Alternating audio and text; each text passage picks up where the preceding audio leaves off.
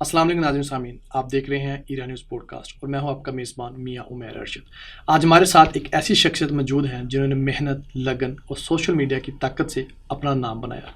जी हाँ, वजदान मोटर्स वाले, जिनका रियल नेम है जानबाज भाई, जिन्होंने पुरानी गाड़ियों से अपना कारोबार शुरू किया, फिर टिकटॉक पर वायरल होकर लाखों रुपए आजकल कमा रहे हैं।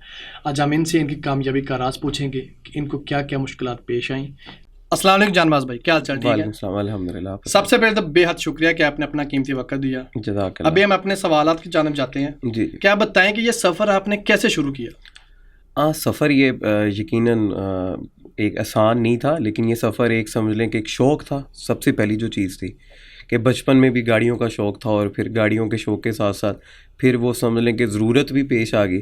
और फिर वो जब दोनों चीज़ें इकट्ठी हुई तो फिर वो काम बन गया। और फिर वो सफ़र 2012-13 से ये चलता है। और फिर गाड़ियों का जो काम शुरू किया वो 2016-17 से चलता है प्रॉपर, और आज फिर 2025 में ये सफ़र चल रहा है अभी तक। अच्छा, ये जो वजदान मोटर्स है जी, ये आइडिया कैसे आया? आपने नेम क्यों चूज़ किया? ये वजदान बेसिकली नेम मेरे वालिद साहब का था। अच्छा। और हमारा पहले काम था रियल एस्टेट का। अच्छा। 2012-13 में। और जो लोग फैसलाबाद के स्पेशली होंगे ना, वो मेरे वालिद साहब को जो लोग जानते हैं उनको यही पता है कि हमारा पहले रियल एस्टेट का काम था। लेकिन प्रॉपर्टी के काम में 2015 या 16 के अंदर जो हालात हो चुके थे, फिर समझ लें कि हम लोग गाड़ियों के अंदर फिर हम लोग शिफ्ट हुए। और फिर वहाँ से गाड़ियों के अंदर आते आते फिर वो प्रॉपरली हम लोग इस काम में आ गए। आप कह रहे हैं कि 2016 में ये वर्क स्टार्ट किया? हाँ, गाड़ियों का अगर काम की बात करें तो 2016 से ऑनवर्ड अभी तक हम उसी के अंदर अल्हम्दुलिल्लाह। तो आप इस काम में खुद ही आए थे या आप किसी को देख कर आए थे, या किसी ने आपको सजेस्ट किया कि यार इस फील्ड में हो? नहीं, हम इस काम में खुद ही आए थे, क्योंकि बेसिकली प्रॉपर्टी तब हम लोग अगर कोई लेते थे तो उसका इंतज़ार रखना पड़ता था, दिखानी पड़ती थी। कोई आता था, फिर कोई जाएगा, फिर कोई बाय करेगा।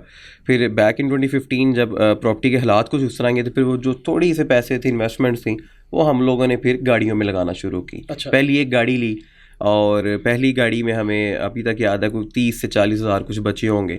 लेकिन वो टाइम स्पैन बहुत ज़्यादा छोटा होता है, क्योंकि अगर प्रॉपर्टी लेते हैं वो 2 माह, 3 माह, 6 माह का वेट होता है। आई थिंक वो 1 हफ़्ते में गाड़ी हमारी बिक गई। फिर वो करते करते आहिस्ता आहिस्ता फिर हम लोग इस फील्ड में आए, और फिर वो काम चलता रहा। फिर कहीं थोड़ा था, फिर ज़्यादा, फिर ज़्यादा, फिर सारी चीज़ें आगे तक चलती है। अच्छा, इंसान कोई भी अगर काम स्टार्ट करता है तो स्टार्टिंग में कोई डिफ़िकल्टी पेश आती है, तो आपको क्या क्या मुश्किलात का सामना करना पड़ा जब आपने ये स्टार्ट लिया है? भाई, स्टार्ट में मुश्किलात का ये करना पड़ा कि मुझे पर्सनली इस काम के बारे में कुछ भी नहीं पता था। अच्छा। अगर मैंने ये काम सीखा है तो 90% मेरे फादर साहब की जो समझ लें जो उनके साथ बैठा हूँ मैं, एक वो टाइम पीरियड मुझे मिल गया। और जो मेजरली चीज़ें थी, गाड़ी को देखना, चीज़ें मुझे लोगों ने सिखाया। अच्छा। मैं गाड़ी की अगर कोई ऐड लगाता था उस टाइम पे, तो मुझे नहीं पता होता था कि इसका पेंट क्या है, इनवाइसेस क्या होती हैं, डॉक्यूमेंट्स क्या होते हैं। मुझे लोगों ने सिखाया, और मैंने उस चीज़ को हमेशा अच्छे दिल से एक्सेप्ट किया। अगर कोई मुझे बताता था आप यहाँ पर गलत हैं, तो मैं उसको सीखता था कि हाँ, अगर मैं यहाँ पर गलत हूँ, मैं क्यों गलत हूँ। फिर वो गलतियाँ ठीक करते करते करते करते प्रोफेशनलिज्म आया। अच्छा, ये बताइएगा कि आपके नज़दीक ज़्यादा आसान पुरानी गाड़ियाँ बेचना है या नई गाड़ी? भाई, नई गाड़ी बेचना। क्या डिफरेंस है दोनों में? नई गाड़ी में बार्गेन नहीं है ज़्यादा।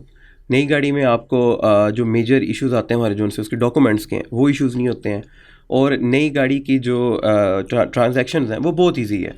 आपने अगर कोई नई गाड़ी बाई की, आपको उसकी वेरिफिकेशंस की रिक्वायरमेंट ज़्यादा नहीं होती ना। आपको जो मेजर पाकिस्तान में इशू होता है कि आप बताते कुछ है, निकलता कुछ है। नई गाड़ी में तो कुछ होता है नहीं, ब्रांड न्यू चीज़ होती है, कस्टमर आता है, वो देखता है, उसी टाइम डील क्लोज। आपकी कितनी ब्रांचेस अभी? सर, हमारी इस टाइम फैसलाबाद में एक ब्रांच ही हम लोग अभी रन कर रहे हैं, और अल्हम्दुलिल्लाह we are the pioneer right now. और फैसलाबाद में मैं ये अल्लाह से डर के कहता हूँ और प्राउडली भी कहता हूँ कि ऐसी ब्रांच और ऐसी इन्वायरमेंट डीलरशिप की पूरे फैसलाबाद में आपको कहीं नहीं मिलेगी। अभी तक आप कितनी गाड़ियाँ सेल कर चुके हैं? बहुत मुश्किल है, FPR बहुत आजकल तेज़ हुई है। लमसम अमाउंट बता देना आप कितनी? 100, thousands? सर, ये थाउजेंड्स में ही होंगे। Thousands में? हाँ, 100 थाउजेंड्स में। वजदान मोटर्स में ऐसी क्या खूबी है कि लोग आप पे ट्रस्ट करते हैं? सर, वजदान मोटर्स में एक सबसे इंपॉर्टेंट ये खूबी है कि वजदान मोटर आपको गाड़ी बेचने के बाद आपको ये नहीं कहेगा कि ए मिट्टी सोना सी तुसी लै चलो होने से तुसी जिम्मेदार हो, जो एक टिपिकल लाइन है हमारे यहाँ पे। वजदान मोटर अगर आपको गाड़ी बेच रहा है, वो आपको इसलिए नहीं बेच रहा कि वो आपको आखिरी गाड़ी बेच रहा है। वो आपको गाड़ी बेच रहा है कि आप हमारे जो क्लाइंट बन रहे हैं वो हमारे रिपीटेड क्लाइंट हैं। और अल्हम्दुलिल्लाह मेरे 100 में से 95% क्लाइंट ऐसे हैं जो हमारे रिपीटेड हैं। हमारे रिपीटेड क्लाइंट, हमें वही चाहिए, और हम उनके लिए हाजिर हैं, वो हमारे लिए हाजिर हैं। आज तक आपने काफ़ी सारी गाड़ियाँ सेल की हैं, वो ऐसी कौन सी गाड़ी है जिसने आपको सबसे ज़्यादा प्रॉफिट दिया हो? सर हमें जो टोयोटा का है, मैं कहूँगा फॉर के टोयोटा से हमें काफ़ी ज़्यादा प्रॉफिट गेन होता है। और ऐसी कौन सी गाड़ी है जिसमें आप लॉस में गए हो? मर्सिडीज़ में गया हूँ मैं, Mercedes। मैंने इसमें 11 लाख रुपए का नुकसान किया वो लॉस आपने खुद बेयर किया है? Definitely sir. आपके टिकटॉक पे भी माशाल्लाह काफ़ी व्यूज़ हैं। आपकी पहली वीडियो कब वायरल हुई थी? मेरी पहली वीडियो आई गेस के एक कुछ जैपनीज़ गाड़ी की थी, जो कोई फर्स्ट टाइम मेरी कोई वीडियो आई थिंक जो मिलियंस में गई थी, 1.2 या 1.8 मिलियन उसके ऊपर व्यूज़ थे। तो वो कोई छोटी गाड़ी थी, या मुझे इसका नाम नहीं पता, लेकिन वो जैपनीज़ गाड़ी थी, कोई उसकी वीडियो वायरल गई थी वो। ओके। जब कुछ लोग कहते हैं टिकटॉक है ये जिसे जैसा वेस्टेज ऑफ टाइम, आप इसके बारे में क्या कमेंट्स देंगे? देखिए, टिकटॉक वेस्टेज ऑफ टाइम बिल्कुल होगा अगर मैं बेतुकी वीडियोस अपनी लगाऊंगा। ठीक है, मैं अपने चलने के स्लोमोस लगाना शुरू कर दूंगा, मैं गाड़ी में बैठने की वीडियोस लगाना शुरू कर दूंगा, और मैं वो वीडियोस लगाऊंगा जिसका मकसद कोई नहीं होगा, तो वो लोग क्यों देखेंगे? वाई? मेरी वो वीडियोस देख के किसी को क्या मिल रहा होगा? तो वो वेस्ट ऑफ टाइम है। अच्छा, क्या आप समझते हैं कि आज के दौर में बगैर सोशल मीडिया के आप कारोबार कर सकते हैं? नहीं, मैं नहीं समझता, अब नहीं समझता। इसकी क्या रीज़न? सर देखें, आप बिज़नेस जो है ना, business is all about money. आपने पैसा कमाना है, आपकी फैमिलीज़ हैं, रिस्पॉन्सिबिलिटीज़ हैं, और अगर आप सोशल मीडिया पे वो एक्सपेंड कर रहे हैं विदाउट एनी इन्वेस्टमेंट, तो आप क्यों नहीं कर रहे? अब एक जूतियों की दुकान, लेट्स सपोज जूतियाँ छोड़े, मेरी गाड़ियों का काम, मेरा शोरूम है, मैं 10 करोड़ का स्टॉक लेके खड़ा कर देता हूँ, और मैं सिर्फ वेट करूँगा मेरे पास यहाँ पे क्लाइंट आएगा तो मैं चीज़ बेचूँगा, और मैं उसी स्टॉक की एक वीडियो सोशल मीडिया पे पोस्ट करता हूँ, और मैं 10 करोड़ को रिटर्न करवा लेता हूँ एक वीक में, तो वो ज़्यादा बेहतर है या मैं लोगों का वेट करूँगा? वो ज़्यादा बेहतर है। तो सोशल मीडिया बेहतर है ना, तो उस पर काम करना बहुत ज़रूरी हो चुका है। अच्छा जानवास भाई, अगर एक आम बंदा जिसको गाड़ियों की अली बे का भी नहीं पता, अगर वो गाड़ी लेना चाहता है किसी भी शोरूम से, तो आप उसको क्या सजेस्ट करेंगे? वो किन चीज़ों को ज़हन में रखे? कोई 3 चीज़ें बताएं। देखिए, सबसे पहले वो शोरूम को ज़हन में रखें। ओके। कि शोरूम की बैकग्राउंड क्या है, उसकी टीम मैनेजमेंट क्या है, और उनका बैकअप क्या है। दूसरा, वो जो गाड़ी लेने जा रहा है उस पर वो रिसर्च भी करके जाए। अगर वो कोई भी गाड़ी बाय करना चाहता है, मैं नाम नहीं लेता, तो वो उसके ऊपर थोड़ी R&D करे। वो सोशल मीडिया पे R&D कर सकते हैं, हमारी बहुत अच्छी ऐप्स हैं यहाँ पे, ठीक है, और उन ऐप्स के ऊपर वो गाड़ी के नेम डाले, वहाँ से उनके रेट्स ले सकता है। और तीसरा, ट्रस्ट ना करे। ओके। हम पे भी ना करें भाई, हम पे भी क्लाइंट्स आते हैं, हम उनको पूरी चीज़ें प्रोवाइड करते हैं, अपनी वेरिफिकेशंस करवाएं, अपनी चीज़ें वेरीफाई करें, और उसके बाद गाड़ी वहाँ से बाय करें। अच्छा, आप अपनी कामयाबी का सबसे बड़ा राज किस चीज़ को समझते हैं? मैं जी सबसे बड़ा राज तवक्कल को समझता हूँ। मैं स्ट्रॉन्ग रहा हूँ हमेशा इस चीज़ में, और उसके बाद समझता हूँ अपनी टीम को, कि जो बंदे अल्लाह ताला ने मेरे साथ जोड़े हैं वो हैं, कि हम लोग एक दूसरे की बैकबोन है। मैं अगर कहीं पे गलत होता हूँ, मुझे वो अगला मेरा एक दोस्त रोक देगा, दूसरा रोक देगा, मैं कहीं पे स्टक हो रहा हूँगा, मुझे वहाँ से भी वो बाहर निकालेंगे। और उस सबसे इम्पोर्टेंट चीज़ है, मेरा तवक्कल अल्लाह पे रहा है हमेशा। अच्छा, अगर कोई नौजवान इस शोबे में आना चाहे तो आप उसको क्या मशवरा देंगे? मैं अक्सर कहता हूँ ये कारोबार ऐसा है, विदाउट इन्वेस्टमेंट भी हो सकता है, विद इन्वेस्टमेंट भी हो सकता है। आप में स्किल होना चाहिए कि आपको डील करना आता हो, कस्टमर से बात करनी आती हो, आप सब कुछ कर सकते हैं, आना चाहिए इस फील्ड के अंदर। अच्छा, अगर आप गाड़ियों को काम के अलावा किसी और शोबे में जाना चाहें तो किसको चूज़ करेंगे? सर मैं क्लोथिंग में जाऊँगा। क्लोथिंग में? मैं ज़रूर जाऊँगा, आने वाले टाइम में जल्दी जाऊँगा। अच्छा, ऐसी क्या लॉजिक है मोस्टली ऑफ जो हमारी पब्लिक है, स्पेशली जो यूथ है, वो क्लोथिंग में जा रही है? देखिए, मैं क्लोथिंग में सिंपल क्लोथिंग में नहीं मैं जाऊँगा। मेरा एक छोटा सा ड्रीम एक और है, और अक्सर मेरे दोस्त के साथ इसके बारे में बात होती है। उसको शौक है शूज़ के ब्रांड का, कि मैं शूज़ का ब्रांड बनाता हूँ, और मुझे शौक है पोलो टी शर्ट्स का, कि हम टी शर्ट्स का एक ब्रांड निकालेंगे। स्पेसिफिकली टी शर्ट्स होंगी, लेकिन वो रिजेम्बलेंस हो समझ लें, या एसोसिएट होंगी गाड़ियों के साथ, कि ऑटोमोबाइल सेक्टर के साथ रिलेटेड होंगे। क्योंकि जितने इंटरनेशनल ब्रांड्स हैं, अगर मैं उनका नाम लेता हूँ, BMW है, लैम्बोर्गिनी है, इन सब के क्लोथिंग ब्रांड्स हैं, और उन पर इन्हीं के डिज़ाइनिंग और सारी चीज़ें होती हैं, और हम इंशाल्लाह पाकिस्तान में लेकर ज़रूर आएंगे। अच्छा, लोगों को तो आप गाड़ियाँ लेके देते रहते हैं, आपकी अपनी पसंदीदा गाड़ी कौन सी है? सबसे मुश्किल सवाल मेरे साथ ये होता है हमेशा। एक तो ये कि जी शोरूम वाला गाड़ी कोई पक्की नहीं रख सकता, ठीक है, ये तो हमें समझ लें कि ना कर्ज है कि हम कोई गाड़ी पक्की नहीं रख सकते। और लेकिन मुझे मैं होंडा का लवर हूँ, होंडा मुझे बहुत पसंद है। होंडा स्विक? हाँ, होंडा स्विक। बस इसकी क्या रीज़न है? आई थिंक कंफर्ट जोन उस गाड़ी का बहुत बेहतरीन है, और वो कॉन्फिडेंस है उस गाड़ी में। आप कहीं पे भी, मैं मतलब जितना भी ट्रैवल करता हूँ, मेरे पास दोनों ऑप्शंस खड़ी होंगी, तो सेडान में तो मैं होंडा पे जाना प्रेफर करूँगा।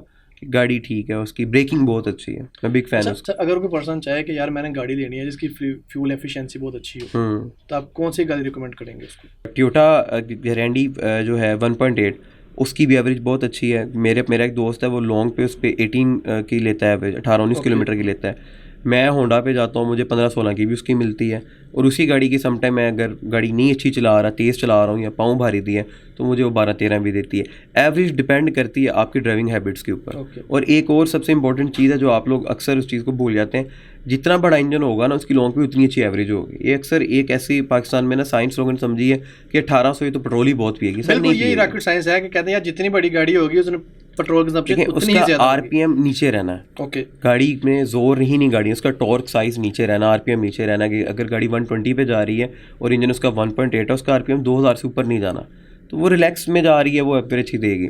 अब 1000 सीसी गाड़ी अगर आप चलाएंगे, वो आरपीएम 3-4 पे, वो एवरेज और कम दे देगी वहाँ पे। अच्छा, आजकल पाकिस्तान में आल्टो गाड़ी जिसको डब्बी भी कहते हैं, इसकी मांग बहुत ज्यादा है, इसके पीछे क्या लॉजिक है? आवाम इसी को क्यों पसंद कर रही है? सर हम लोग आल्टो को हमारी बेचना भी मजबूरी है, आल्टो की बदतरीफ़ी करना भी मजबूरी है कि लोगों को समझ आ जाए।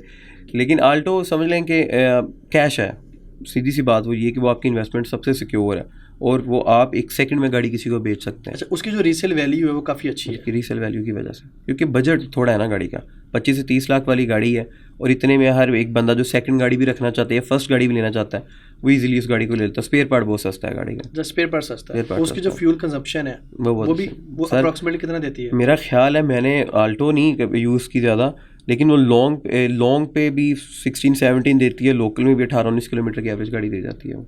अच्छा, गाड़ी बेचते वक्त अब तक का कोई ऐसा दिलचस्प वाकया पेश आया जो आप शेयर करना चाहते हो? सर बैड एक्सपीरियंस ज़रूर शेयर करूँगा। एक गाड़ी मैंने, क्लाइंट मेरे पास आया, 2 डोर थी गाड़ी वो। क्लाइंट ने मेरे से पहले सारी डील कर ली, उसने मुझे पेमेंट्स भी कर दी, और गाड़ी भी वो इस्लामाबाद में खड़ी हो, और मैं बड़ा खुश के, गाड़ी वो भी थोड़ा लेट हुई थी, गाड़ी बिक नहीं रही थी। मैं बड़ा खुश के चलो यार बिक गई, जान छूटी, आज हमारे पैसे बाहर निकले। वो उस क्लाइंट के साथ मैं इस्लामाबाद गया, उसने गाड़ी देखी, आके देखते सार कहते यार ये तो 2 डोर है। तो मैं कह 2 डोर की डील ही थी हमारी। कहता है मैं तो 4 डोर समझ रहा हूँ। वो जो 2 दरवाज़ों की वजह से जो मेरी डील पूरी रात एक वहाँ पे वेस्ट हुई, पेमेंट वापस हुई, वो एक बैड एक्सपीरियंस ज़रूर हमारा एक बंदे के साथ गुजरा हुआ है, लेकिन ये चलता है, काम है। अच्छा, आपके बहुत सारे क्लाइंट्स भी होंगे जिसमें मेल्स भी हैं, फीमेल्स भी हैं, तो आपको सबसे ज़्यादा खपाता कौन है?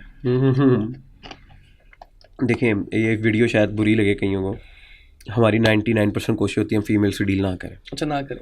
हम ना करें, हमें अपना टाइम सेव भी करना होता है और हमें उनका टाइम भी सेव करना होता है। तो बस ये एक है पॉइंट हमारा। अभी तक क्या रेशियो है फीमेल्स की? आई थिंक 5% होगा। 5%? उनमें से 5% में से कितने परसेंट आपको खपाया? 5 के 5 नहीं खपाया। 5 के 5 नहीं खपाया?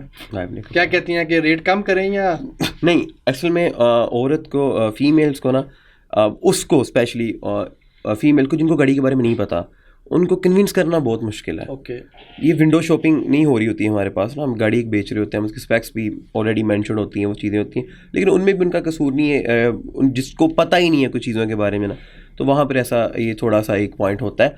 लेकिन डील्स हमारी बिल्कुल होती हैं उनके साथ, इंटरनेशनल लेवल पर भी होती हैं, पाकिस्तान में भी होती हैं, गाड़ियाँ लोग वहाँ से लेके जाते हैं और अच्छा काम है। चले एंड पे थोड़ा सा आपकी पर्सनल लाइफ पे आते हैं कि आप किस सिटी से बिलोंग करते हैं? सर मैं फैसलाबाद से ही फैसलाबाद से? जी।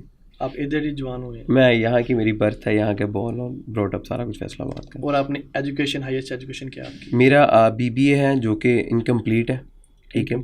और इनकम्प्लीट वजह ये थी कि मैं जब एग्रीकल्चर में मेरा था सेमेस्टर्स, तो मेरे फादर की डेथ हुई थी, उसके बाद फिर मैं उसको कंप्लीट कर ही नहीं पाया आज तक। अच्छा जानबाज भाई, अभी आप टिकटॉक यूज़र भी हैं, आप टिकटॉकर भी कहलाते हैं, बिजनेसमैन भी। अभी तक अक्सर लोगों का ख्याल है कि यार टिकटॉक से बहुत इनकम है, तो फर्स्ट ऑफ ऑल अवाम को यह बताएं कि अभी तक आपने टिकटॉक से कितनी अर्निंग की है? अल्हम्दुलिल्लाह टिकटॉक से हमने करोड़ों रुपए की अर्निंग कर ली होगी, ये लाखों की अर्निंग कर ली होगी, लेकिन वो हमने गाड़ियाँ बेच के की हैं। बेच के की है? बेच के। टिकटॉक ने हमें कुछ नहीं दिया? टिकटॉक से हमें कोई पैसा आर यू श्योर? मैं 100% श्योर। हमारा टिकटॉक अकाउंट हमारा मोनेटाइज नहीं है। अच्छा मोनेटाइज, अगर आपका अकाउंट मोनेटाइज होता तो आप अप्रोक्सीमेटली कितनी मंथ? हमारा एक अकाउंट हमारा मोनेटाइज है, मैं अपना पर्सनल एक्सपीरियंस शेयर कर रहा हूँ, लेकिन उसकी अर्निंग इतनी खास नहीं है अनटिल लेस कि हम उस पर टिकटॉक लाइव ना जाके करें, और वो भाई मेरे से नहीं हो सकता। टिकटॉक लाइव मैं तसव्वुर भी नहीं कर पाता। अच्छा, आप टिकटॉक लाइव पे नहीं आते? नो वे, मैं नहीं आ पाता। इसकी क्या रीज़न है? मेरे से चीखा नहीं जाता, मैं लड़ नहीं सकता, मैं गालियाँ नहीं निकाल सकता, गेम्स जो भी चल रही होती हैं, तमाशे हैं, वो नहीं हो पाते भाई मेरे से, मैं वो नहीं कर पाऊँगा। आपका फेवरेट टिकटॉकर कौन सा है? मेरा फेवरेट टिकटॉकर मेरा एक बहुत अच्छा बड़ी है, दोस्त है मेरा, बीके गोंदल है, फैसलाबाद का है, ओके। और he is a best guy, और वो मेरा बड़ा अच्छा मेरा यार दोस्त है। उसके बाद कुछ कंटेंट क्रिएटर हैं फैसलाबाद के, एक और हैं शराज भट्ट, ओके। वो मेरे बहुत अच्छे बड़ी हैं, लेकिन वो मैं इनको टिकटॉकर्स नहीं काउंट करता, ये कंटेंट क्रिएटर हैं, ठीक है। और कंटेंट क्रिएटर्स में मेरे बहुत अच्छे फ्रेंड्स हैं। उसके बाद एक हैं वाइल्डलैंड्स बाय अबरार, ओके। वो मेरे बड़े अच्छे दोस्त हैं, उनसे बहुत अच्छी दोस्ती यारी, बस ये सारी चीज़ें। पॉलिटिकल पार्टी, ये मोस्टली मैं हर पर्सन से क्वेश्चन करता हूँ, आप किस पार्टी को सपोर्ट करते हैं? किसी को भी नहीं, किसी को भी मैं उसको सपोर्ट करता हूँ जो मेरे पाकिस्तान के लिए अच्छा है, Okay. मेरे लिए अच्छा है और हमारे मुल्क को आगे लेके जा रहा है। वो कोई भी हुकूमत हो, कोई भी बंदा हो, आई डोंट केयर, मैं उसके साथ हूँ। मुस्तकबिल में सियासत में आने का चांस है? नहीं, मैं नहीं आऊँगा, नहीं आएंगे। नो, मैं नीचे ही रह के ठीक हूँ। अच्छा, जो ऑडियंस टिकटॉक पे आना चाहते हैं, जिनको लगता है कि भाई टिकटॉक से लोगों ने महल बना लिए, तो उनको आप क्या पैगाम देना चाहेंगे? भाई आप बिल्कुल महल बना सकते हैं, लेकिन आपको अपनी गैरत को दफन करना पड़ेगा, आपको लाइफ पे बैठना पड़ेगा, और आपको जो फैमिली के रिस्पेक्ट्स एलिमेंट्स होते हैं आपको उसको ख़त्म करना पड़ेगा, फिर आप कमा सकते हैं। एक और पॉइंट भी, वो भी आज आपको रास्ता बताता हूँ जहाँ पे आप कमा सकते हैं। आपको अपनी मैं को वहाँ पे रोकना पड़ेगा, आपको अपने अंदर सब्र पैदा करना पड़ेगा, स्ट्रगल करनी पड़ेगी, टाइम थोड़ा ज़्यादा लगेगा आपको इन सब चीज़ों से, लेकिन आप परमानेंटली फिर पैसा कमाएंगे, परमानेंटली लोग आपको पहचानेंगे। आप वो नहीं होंगे कि 2-4 दिन के लोगों ने आपको पहचाना, जैसे होता है ना वायरल कोई चीज़ होती है वीडियो, उसके बाद वो ख़त्म हो जाती है, तो आप वायरल वीडियो नहीं होंगे, आप वायरल बंदे बन जाएंगे, लेकिन आपको टाइम और स्ट्रगल करनी पड़ेगी उस पर, और ज़रूर आएँ आप उस पर। अच्छा, लास्ट क्वेश्चन, अभी तक आपकी जो सेल है वो ज़्यादा टिकटॉक से हुई है या पर्सनल रिलेशन से? सर हमारा 50-50 की रेशो होगी। 50% हमारा बिजनेस डिपेंड करता है पीआर के ऊपर, और 50% हमारे पास वर्किंग क्लाइंट है, क्योंकि सोशल मीडिया क्लाइंट को हम काउंट करते हैं वर्किंग क्लाइंट है, कि वो हमारे कहीं से देख कर हमारे पास आया, तो ये रेशो स्टेबल होती रहती है। अगर कोई बंदा गाड़ी आपके थ्रू सेल करना चाहता है, आप उसे कितना मार्जिन लेते हैं? हमारे 1% कमीशन चार्जेस होते हैं। और अगर कोई खरीदना चाहता है वो भी सेम होते हैं, 1% कमीशन चार्ज। बहुत पार्टी से 1% लेते हैं? बहुत पार्टीज 1% कमीशन। जैसे डोगर मोटर्स हैं, उन्होंने अभी ये लाइव ऑक्शन का काम शुरू किया, तो आप इसमें क्यों नहीं आना चाहते? We believe quality over quantity, that's it. उसमें क्वालिटी नहीं है? हो भी नहीं भी होगी, असल में उनका भी कसूर नहीं है। अल्लाह ताला ने उनको इज़्ज़त दी है, और मैं उनको बहुत अच्छे तरीके से जानता हूँ, मेरे बड़े अच्छे दोस्त हैं वो डोगर साहब, और बहुत अच्छा वो काम कर रहे हैं। लेकिन अब जब एक मजमा मेला जैसे वो लगाते हैं, अब 200 उसमें गाड़ी अगर आई है, तो उसमें से 200 की 200 अच्छी नहीं हो सकती, 200 की 200 जो गाड़ी वहाँ पे 200 वो गंदी भी नहीं हो सकती। तो हमारा अपना ये होता है कि हम लोग अगर 20 गाड़ियाँ एक वीक में बेच रहे हैं, या हम 10 गाड़ियाँ एक वीक में बेच रहे हैं, तो हमें वो रिपीटेड क्लाइंट चाहिए, तो हम वो रिपीटेड क्लाइंट को फोकस रख के हम काम करते हैं, तो हमारा बिज़नेस इंटायरली डिफरेंट है, उनका बिज़नेस इंटायरली डिफरेंट है। अच्छा जानबाज भाई, लास्ट में आप अपनी ऑडियंस के नाम कोई पैगाम देना चाहें? मैं जी अपनी ऑडियंस का सबसे पहले बहुत बहुत शुक्रिया अदा आप सबका है कि आप लोगों ने इतने टाइम पीरियड में हमें इतना ज़्यादा सपोर्ट्स किया, और इस सपोर्ट के ऊपर आप लोगों ने हमारे एक बिज़नेस को ब्रांड बनाया, और इतना ज़्यादा इतबार आप लोगों ने हम पे दिखाया, और हमारी इंशाल्लाह आपसे वादा, कोशिश और यकीनन यही रहेगी कि ये जो रिलेशन है हमारा आपस में इसी तरह रहेगा इंशाल्लाह ताला। और मेरा ऑफिस, मेरा शोरूम और जांबाज आपका भाई है, और ऑफिस वो आपका अपना है, तो आप सब आएँ वहाँ पर। गाड़ी नहीं भी बाय करनी ना, तो तब भी आप आएँ हमारे शोरूम पर, आके वहाँ पे आप एक्सपीरियंस ज़रूर करें। जी नाज़रीन, अगर आपको आज का हमारा पॉडकास्ट अच्छा लगा हो तो हमें लाइक करें, और अपनी सजेशन देने के लिए कमेंट्स में बताएं। थैंक यू, अल्लाह हाफिज़।